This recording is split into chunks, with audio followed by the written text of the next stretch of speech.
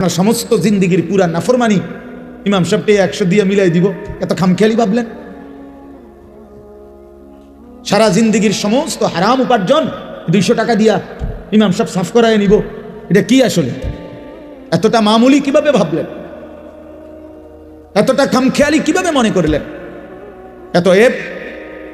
আল্লাহ নবী সাল্লাল্লাহু আলাইহি ওয়াসাল্লাম বলছেন, লা ইয়াদখুলুল জান্নাতা জাসাদুন গুযিয়া বিল হারাম। ওই দেহ জান্নাতে প্রবেশ করবে না যে দেহের গোশত মাংস রক্ত হয়েছে হারামের দ্বারা। আল্লাহর কসম, এটা হাদিস, নবী সাল্লাল্লাহু আলাইহি সাল্লাম বলছেন। আমি নিজে হাদিসের ব্যাখ্যার মধ্যে পড়ছি। আহা, বদনসিব ওই ব্যক্তি যে ব্যক্তি তার গোটা ফ্যামিলিকে, বউ বাচ্চাগুলোকে হারাম টাকা খাওয়াইছে, তার এই হারাম রোজগার দিয়েই সবাই খাওয়াইছে, পড়াইছে। তো হাদিসের ব্যাখ্যায় মুহাদ্দিসিনে কেরাম বলে, এই হারামখোর, এই নাফরমান নিজের জন্য জান্নাত বরবাদ করলো, পুরা ফ্যামিলির জান্নাতও বরবাদ করলো, পুরা ফ্যামিলির জান্নাত বরবাদ করে দিল, সবার জান্নাত বরবাদ করে দিল।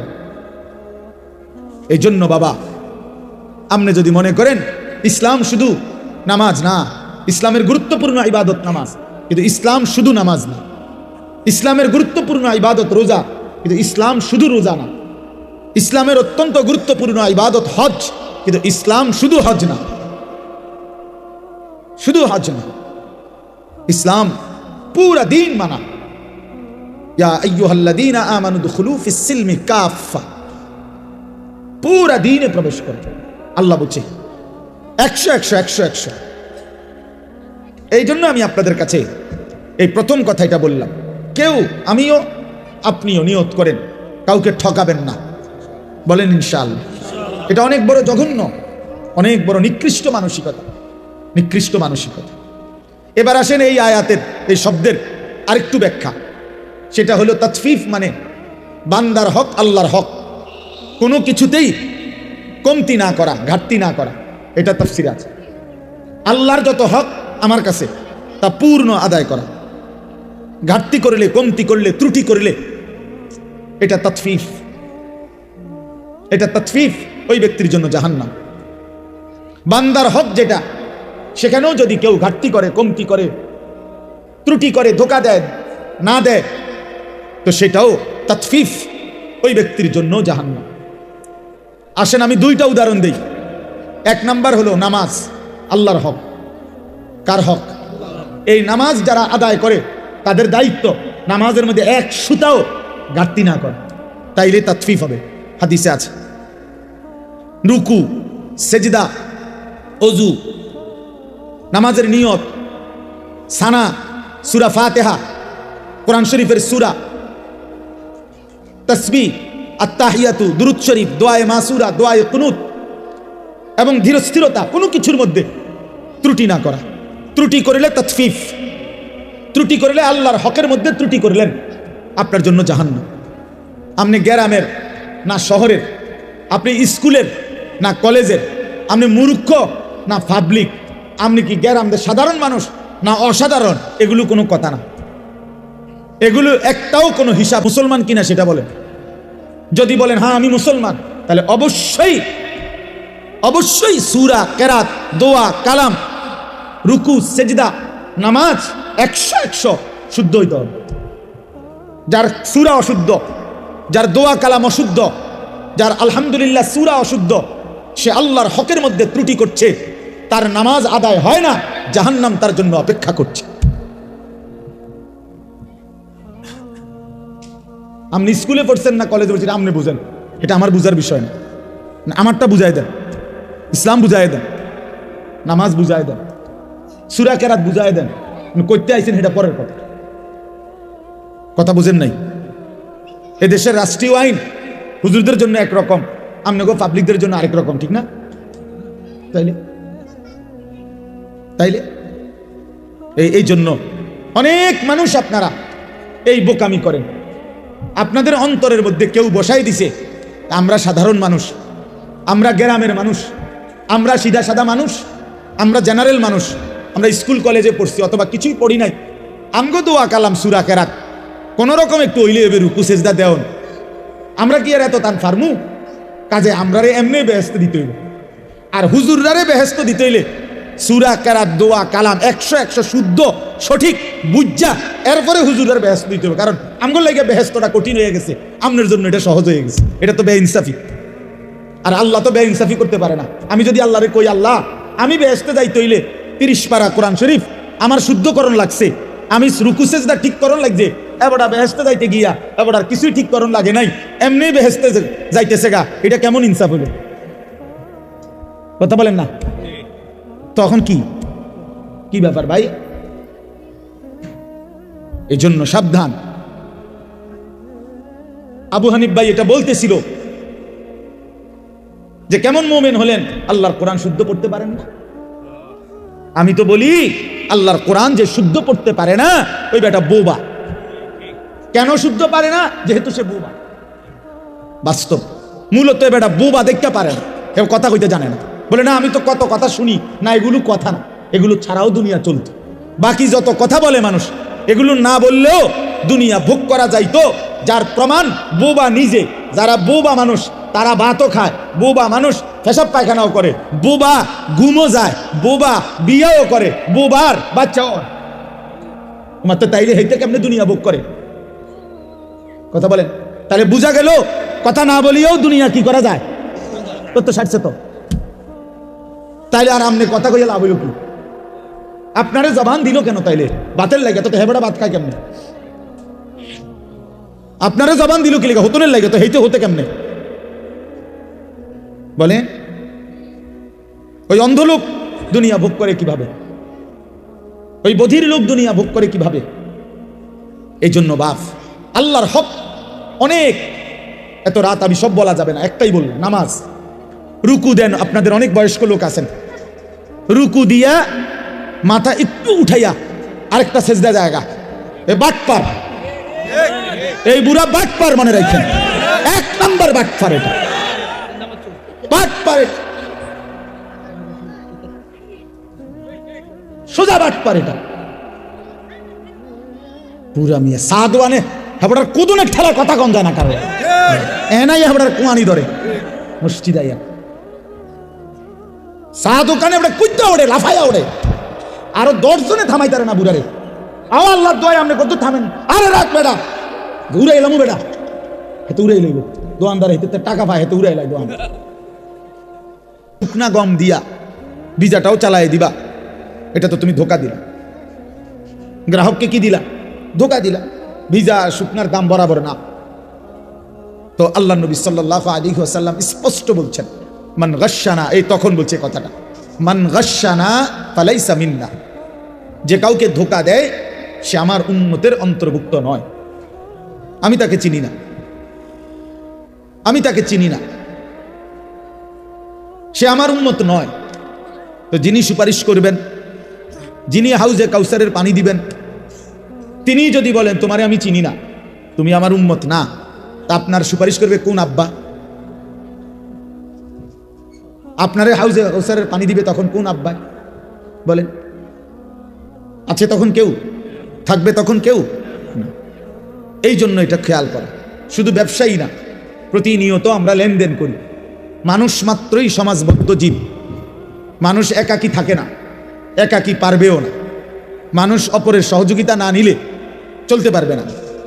আমি কিছু টাকা দেব, উনি কিছু পণ্য দিবেন, কখনো আমি পণ্য দেব, উনি টাকা দিবেন। এই লেনদেন প্রতিনিয়ত মানুষকে করতেই হবে, নাই তো দুনিয়া চলবে না। এটা আল্লাহ তাআলারই কুদরতি নিজাম। তাইলে লেনদেন মানুষের একটা স্বাভাবিক জীবনের অংশ, জীবনের অংশ। লেনদেন মানুষকে করতেই হয়। অতএব বাপ, এই 1 নাম্বার কথা মনে রাখবেন, লেনদেনের মধ্যে হারাম না করা, কাউকে না ঠকানো, কাউকে। 100 গ্রাম কম দিলেন তো তাকে ঠকাইলেন, একটা কমলা পচা দিলেন তো তাকে ঠকাইলেন। মালের গুণাগুণটা 2 নম্বরটারে 1 নম্বর বললেন, তারে ঠকাইলেন। আর তখন এই উপার্জনটা হারাম। আল্লাহ নবী সাল্লাল্লাহু আলাইহি সাল্লাম বলেন, মানিশতারা শাইআন বিআশারাতি দারাহিম ওয়া ফীহি দিরহামুন মিন হারাম, যে কোনো একটা জিনিস ক্রয় করেছে 10 টাকা দিয়ে, তার মধ্যে 1টি টাকা ছিল হারাম, আর 9 টাকাই হালাল। আল্লাহ নবী সাল্লাল্লাহু আলাইহি ওয়াসাল্লাম বলেন, আল্লাহ তাআলা ওই জিনিসটি যতক্ষণ পর্যন্ত তার কাছে থাকবে, তার কোনো ওয়াক্তের ফরজ কিংবা নফল, দান কিংবা সাদাকা আল্লাহর দরবারে কবুল হবে না। সরাসরি হাদিস। এজন্য তার কোনো নামাজ, বন্দিগি, ইবাদত কবুল হবে না। একেবারে স্পষ্ট হাদিস। কোরআন শরীফে আছে, একটা বিষয় আছে এমন, আল্লাহ নিজে বলছে, বন্ধু আদম আলাইহিস সালাম থেকে নিয়ে আপনি ১.৫ লক্ষ আম্বিয়াকেও আমি এই একই আদেশ করছি, ওই একই হুকুম আমি ইমানদার সমস্ত বান্দাকেও করেছি। এমন একটা হুকুম, সেটা কি? সেটা হলো হালাল খাও এবং নেক আমল করো। এই কথাইটা যে আগে উপার্জন হালাল, আগে বক্ষণ খাবার হালাল খাও, অতঃপর আল্লাহর ইবাদত করো, এই কথাইটা হুবহু আল্লাহ ১.৫ লক্ষ নবীকেও বলছেন এবং সমস্ত ইমানদার উম্মতকেও বলছেন। কথা বুঝছেননি আমার? তাহলে এই মুশতারক হুকুম সমস্ত নবীর জন্য যেই হুকুম, রাসূলুল্লাহ সাল্লাল্লাহু আলাইহি সাল্লাম বলেন, ইন্নাল্লাহ তাআলা আমারাল মুমিনিনা কামা আমারা বিহিল মুরসালিন। আল্লাহ তাআলা রাসূলদেরকে যেই হুকুম করেছেন, হুবহু এই হুকুম ইমানদারদেরকেও করেছেন। এই যে ১ নাম্বার রোজগার হালাল, বক্ষণ খাবার হালাল। ২ নাম্বার হলো আল্লাহর ইবাদত, নেক আমল, নেক আমল। এই জন্য বাপ আমরা অনেক সময় খামখেয়ালি মনে করি, হালাল রোজগারের বিষয়টাকে পাত্তা দেয় না। এই সুদের টাকা, কিস্তির টাকা, মিথ্যা হারাম রোজগার, বাটপারি, সিটারি, ওজনে কম দেওয়া, আবার গিয়া নামাজ পড়ে মনে করবে যে চলবে না, হবে না। কোনো ব্যক্তি শুধু নামাজ পড়লে তারে নামাজি বলে, কেউ রোজা রাখলে তারে রোজাদার বলে, কেউ হজ করিলে তারে হাজি সাহেব বলে, কেউ দান করিলে তারে দানশীল বলে। দিনদার, মুত্তাকি, ফরহেজগার, আল্লাহওয়ালা তাকে বলে যে পুরা দিন মানে। কথা বুঝছেন আমার? আর জান্নাতে যাওয়ার জন্য শুধু নামাজি হওয়া যথেষ্ট নয়, শুধু রোজাদার হওয়া যথেষ্ট নয়, শুধু হাজি সাহেব হওয়া যথেষ্ট নয়, শুধু দানশীল হওয়া যথেষ্ট নয়, বরং পুরা দিন মানা জরুরি। আমার জন্য, আপনাদের জন্য। আমি না মানলে আমি ক্ষতিগ্রস্ত, আপনি না মানলে আপনি ক্ষতিগ্রস্ত। কথা বুঝছেন? বহুত জনে তো মানে না, এ কথা কই হালাই দিল তো। বহুত হুজুরও তো মানে না, না মানুক, আমনে মানবেন। কারো অমকে মানে না, তোমকে মানে না, এ কথা বলে উড়াই দিলে হবে না। আমনে তো উনার কবরে যাইতেন না, আপনি তো আপনার কবরে যাইবেন। এই জন্য হালাল রোজগার এটা অত্যন্ত গুরুত্বপূর্ণ। তলাবু কাসবিল হালাল ফরিদাতুন, সরাসরি হাদিস, বাদাল ফরিদা। নবী সাল্লাল্লাহু আলাইহি সাল্লাম বলেন, নামাজ, রোজা, হজ, যাকাত এই ফরজগুলো আদায়ের পরে হালাল রোজগার তালাশ করা, এটা দ্বিতীয় ফরজ। দ্বিতীয় ফরজ কাসবিল হালাল, হালাল রোজগার, হালাল রোজগার। রাসূলুল্লাহ সাল্লাল্লাহু আলাইহি সাল্লামের জামানা এক ব্যক্তি কাবা ঘর ধরে, কাবার গিলাফ ধরে বহু দূর থেকে সফর করে বালু সালু নিয়া কাবার গিলাফ ধরে আল্লাহর কাছে 2 হাত তুলে দোয়া করতেছিল বিভিন্ন কিছু, ইয়া রব্বি, ইয়া রব, ইয়া রব, আল্লাহ আমার এই দরকার, এই দরকার, এই দরকার। তিরমিজি শরীফের হাদিসের মধ্যে আছে, আল্লাহ নবী সাল্লাল্লাহু আলাইহি সাল্লাম সাহাবীদেরকে বললেন, দেখো তো, মাতামুহু হারাম, মাশরাবুহু হারাম, গুজিয়া বিল হারাম, ফাআন্না ইউস্তাজাবু লা।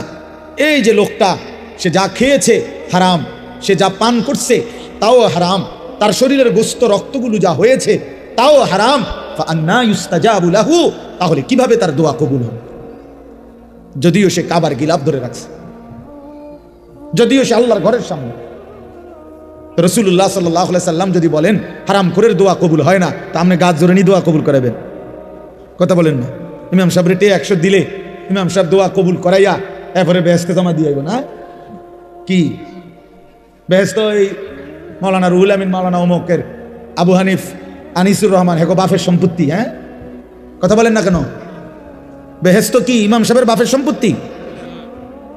তো ইমাম সাহেব কি টেন্ডার নিয়ে আসছে বেহেশত? যে আমি দূরে টেন্ডার লইছি 10 শতকের? তো কি ভাবছেন? চালাক ফাইজলামি তা দোকানে গিয়ে ওইখানে মাতবুরি দেখায়। নামাজের বেলায় এসে সেজদা একটা দিয়ে একটু মাথা উঠে আরেকটা দিয়ে একদম জাঁটা দিয়ে ধরা দরকার, এগুলো একদম চাপ দিয়ে যে মাথায় আর উড়াইও না। মাথা যখন উড়াইতে কষ্ট হয়, মাথায় আর উড়াইও না। এটা কি ধরনের নামাজ বলেন? এটা নামাজ হইল? এই এটা তাফসীর। তাফসীর আমি নিজে পড়ছি বাবা, আমি তো শক্ত বলি, বুঝার জন্য বলি। হযরত ওমর রাদিয়াল্লাহু তাআলা আনহু তাফসীরে মাআরিফুল কোরআনে আছে, আপনি এখন গিয়ে দেখেন। হযরত ওমর রাদিয়াল্লাহু তাআলা আনহু একদিন দেখছেন এক ব্যক্তিকে, সে রুকু এবং সেজদার মধ্যে ত্রুটি করছে। এর সাথে সাথে তাকে বললেন, লাকাদ তাফফাফতা, হে আল্লাহর বান্দা, তুমি তাতফিফ করলা নামাজে, ওই যে এ ওয়াইলুল লিল মুতাফফিফিন, কমতি করলা আল্লাহর হক আদায়ে, তোমার জন্য জাহান্নাম। তোমার জন্য কি? জাহান্নাম। ইসলাম মস্কারি না। আপনারা অনেক মানুষ মনে করেন আল্লাহ ভরসা, মাইত না চাই, যত কয় এত না, যত কয় এত না। ওই তো লাগলে কদ্দুর বাড়াইয়াও কয় হুজুররা। আচ্ছা বাড়াইয়াই কইলাম, ধরেন মনে করেন আমি যে দূর বাড়াইয়া কইছি তার অর্ধেক, অর্ধেক ফিটা লইতে পারবেন তো? কথা কথা বোঝেন নাই? মনে যে তো কই এত না, ঠিক আছে, আচ্ছা অর্ধেক, তো অর্ধেক ফিটা লইতে পারবেন তো? তো তাইলে তো বলেন না অর্ধেক লইতে পারবো জিগান না, তো যত কয় অত না, মানে বাস্তবিক কথা এটাই ঠিক। হুজুররা যত কয় অত না মানে হলো আল্লাহর কসম, আসলেই এটাই কথা। আমরা যত বলি তত না, বরং তার চাইতে কোটি গুণ বেশি। জাহান্নামের বর্ণনা কোনো আলেম পুরা দিতে পারবে না, জান্নাতের পুরা বর্ণনা কেউ দিতে পারবে না, বরং তার চাইতে কি বেশি, অনেক বেশি। তো যত কয় তত না মানে এটা এদিক দিয়া না হেদিক দিয়া, এটার অর্থ। আপনি হাদিস শুনেন, একটা হাদিস শুনাই। আল্লাহ নবী সাল্লাল্লাহু আলাইহি সাল্লাম বলছেন, কোরআন শরীফের একটা আয়াত আছে, ওয়া আম্মা মান খাফফাত মাওয়াজিনুহু ফাউম্মুহু হাওিয়া ওয়া মা আদরাকা মা হিয়া নারুন হামিয়া। আল্লাহ বলছে, যার হাসরের ময়দানে মিজানের পাল্লায় গুনাহ ভারী হবে, নেকি হালকা হবে, তার ঠিকানা হবে হাবিয়া নামক জাহান্নাম। জাহান্নামের মধ্যে 7টার মধ্যে একটার নাম হাবিয়া, হাবিয়া জাহান্নাম। তো আল্লাহ নবীজিকে নিজে বলতেছে, ওয়া মা আদরাকা মা হিয়া, বন্ধু আপনি জানেন এই হাবিয়া জাহান্নামটা কেমন? তো আল্লাহ তাআলা নিজেই বলতেছেন, নারুন হামিয়া, সবচেয়ে গরম উত্তপ্ত জাহান্নাম। এবার উত্তাপটা কেমন নবীজি এবার ব্যাখ্যা দিচ্ছে, এটা তাফসীরের মধ্যে আছে। নবীজি বললেন এই আয়াতের ব্যাখ্যায় জাহান্নামের তাপটা কেমন। তো নবী সাল্লাল্লাহু আলাইহি সাল্লাম বলেন, নারুকুম হাদিহি জুজউম মিন 70 জুজআম মিন নারি জাহান্নাম। হায় আল্লাহ, নবী সাল্লাল্লাহু আলাইহি সাল্লাম বলেন, উম্মত তোমাদের দুনিয়ার আগুন জাহান্নামের আগুনের আল্লাহর কসম বাবা 70 ভাগের 1 ভাগ। এর চাইতে আরো 69 গুণ বেশি গরম জাহান্নামের আগুন, জাহান্নামের আগুন। বুঝছেন আমার কথাটা? দুনিয়ার আগুন জাহান্নামের আগুনের কয় ভাগের কয় ভাগ? 70 ভাগের 1 ভাগ। এর চাইতে 69 গুণ বেশি আরো জাহান্নামের আগুন। এরপরে শুনেন না, শুনতেছেন? হাদিস আছে সাহাবায়ে কেরাম লাফ দিয়ে উঠছে, লাফ ফাল দিয়ে উঠছে, ফাল দিয়ে উঠা সাহাবীরা চিৎকার দিয়া বলছে, ইয়া রাসূলুল্লাহ ওয়া ইন্না যালিকা লাকাফিয়া, হে আল্লাহর নবী, আহা কি বললেন, জ্বালাইয়া পুরাইয়া ছাই করে ফেলার জন্য দুনিয়ার আগুনটাই তো যথেষ্ট, এইটাই তো ছাই বানায় ফেলে, এইটাই তো পুরাইয়া শেষ করে ফেলে। তো নবী সাল্লাল্লাহু আলাইহি সাল্লাম বলেন, তাহলেই ভাবো এর চাইতে আরো 69 গুণ বেশি তাপ জাহান্নামের আগুন, সেটা কেমন হবে? বুঝছেন আমার কথাটা? তো যত কই তত না, ঠিকই তো তত না, অনেক বেশি কিনা বলেন না? এই কথা এবার বুঝছেন?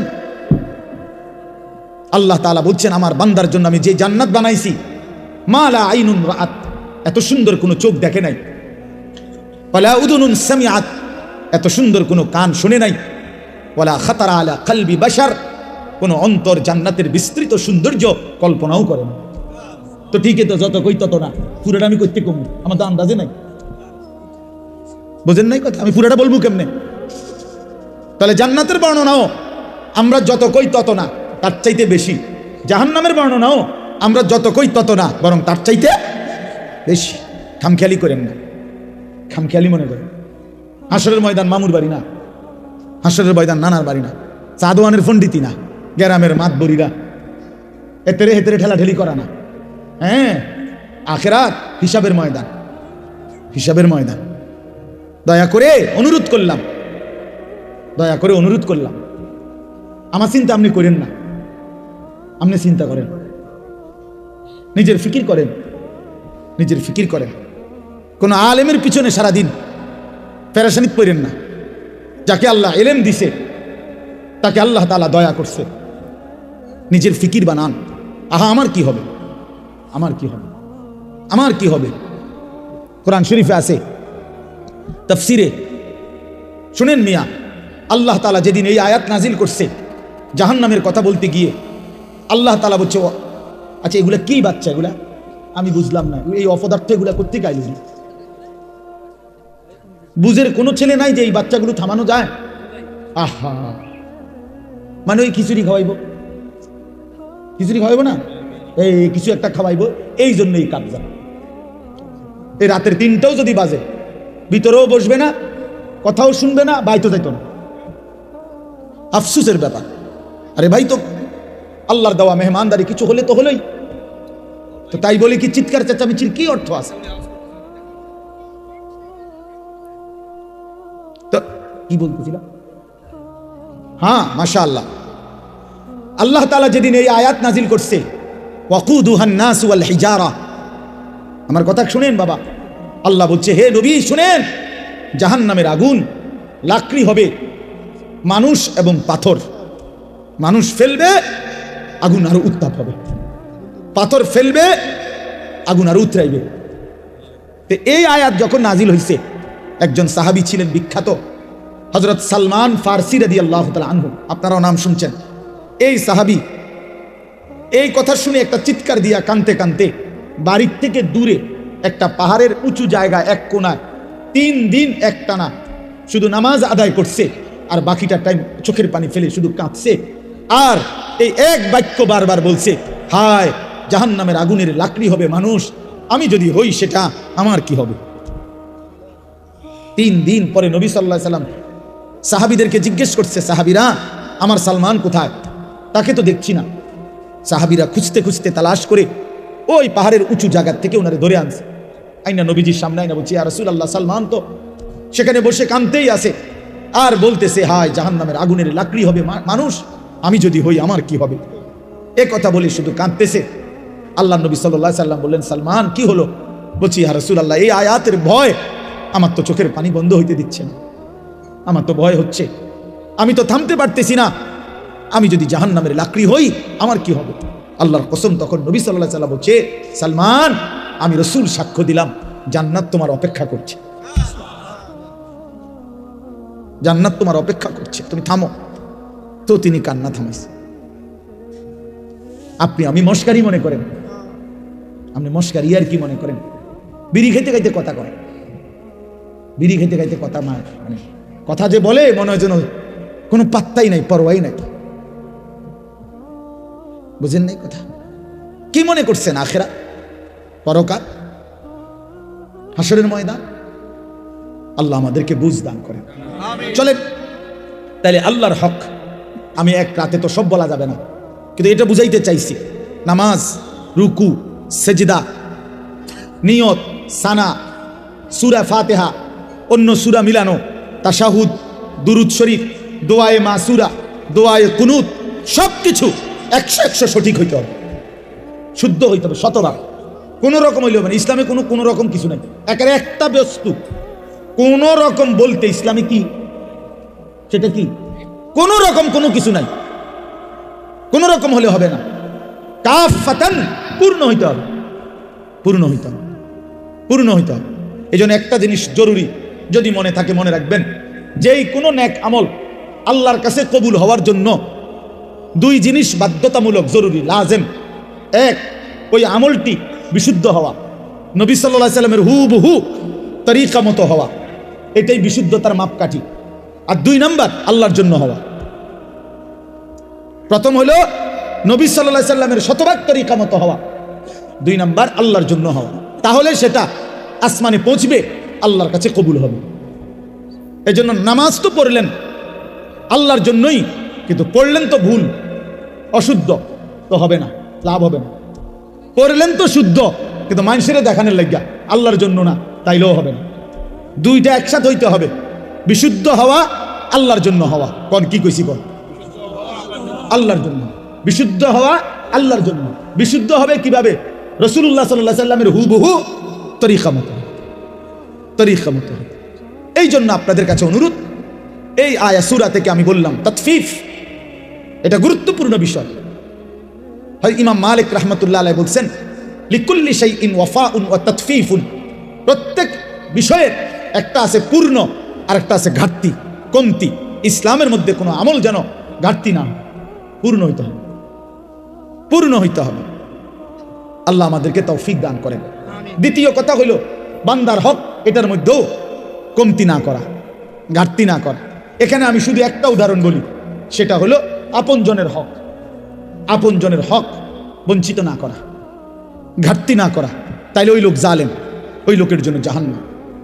যারা আপন বোনের সম্পদ দেন নাই, আপনার জন্য জাহান্নাম। যারা আপন ফুফুর সম্পদ দেন নাই, আপনার জন্য জাহান্নাম। যারা আপন ভাইয়ের সম্পদ দেয় নাই, তাদের জন্য জাহান্নাম।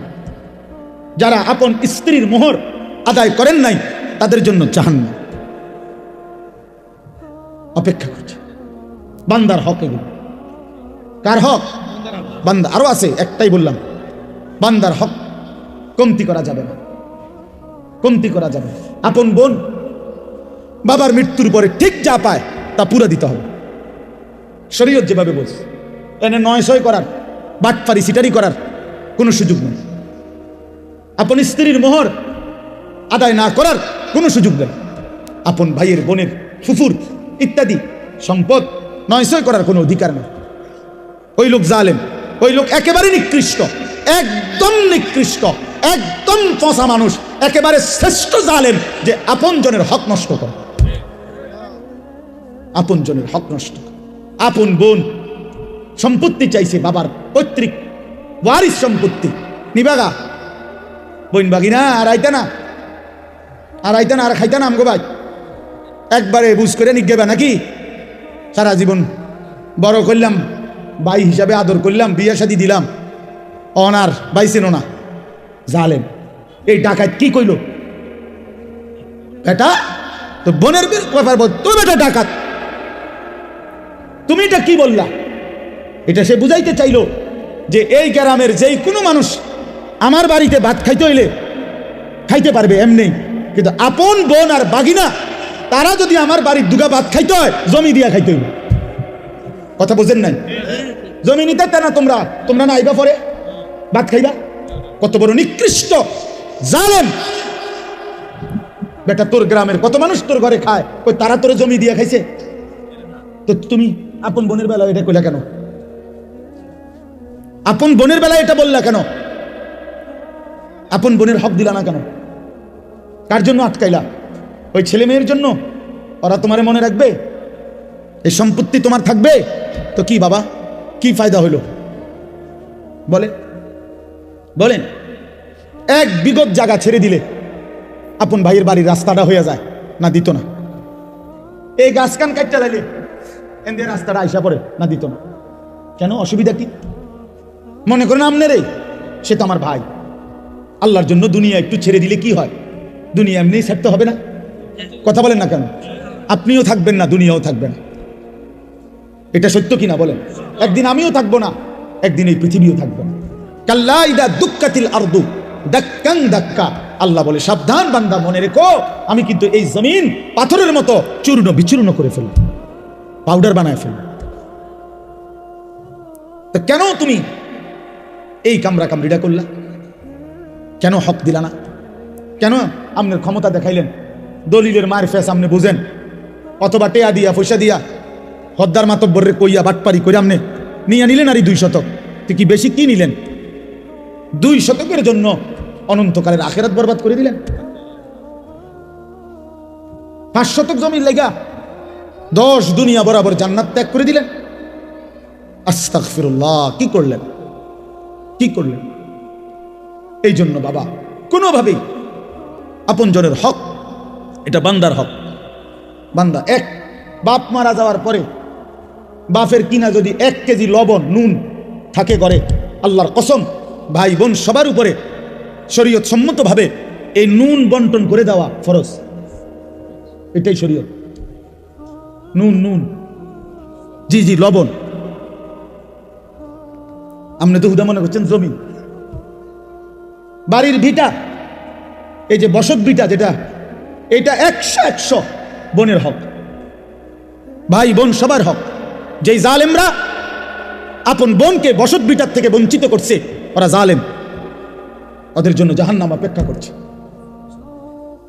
এটা নিজেরা কোত্থেকে এই গাঁজাখুরি কথা কোত্থেকে বানাইছে জিজ্ঞাসা করো। বলেন মি, এখন প্রতিবাদ করেন। আমি আর কোনোদিন আসতাম না আপনার এলাকা। কি হয়েছে কথা বলেন না, আর কোনোদিন আরে আসলাম না। আর কি আপনি বাঁচবেন কয়দিন, আমি আর বাঁচবো কয়দিন? বলেন বাবা, আপনি বাঁচবেন কয়দিন, আমি বাঁচবো কয়দিন? কে বানাই নিল এই কথা যে আপন বসত বিটায় বোনেরা পায় না? এত বড় মিথ্যা কথা, গাঁজাখুরি কথা আসমানের নিচে জমিনের উপরে পৃথিবীর কোনো কিতাবে নাই। এই সমাজের বানানো কথা এটা।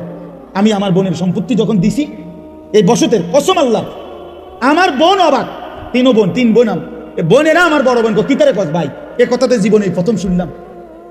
আমি বলি 100 বোন বাবার এই পৈতৃক যে ভিটা, এখান থেকে আপনারা আপনাদের অংশ নিয়ে যান। আপনি যদি বিশ্বাস না হয়, কারো দরকার আমার বোনের নাম্বার দিই, কালকে ফোন দিয়ে। হ্যাঁ চলেন, খামখেয়ালি মনে করছেন দুনিয়া?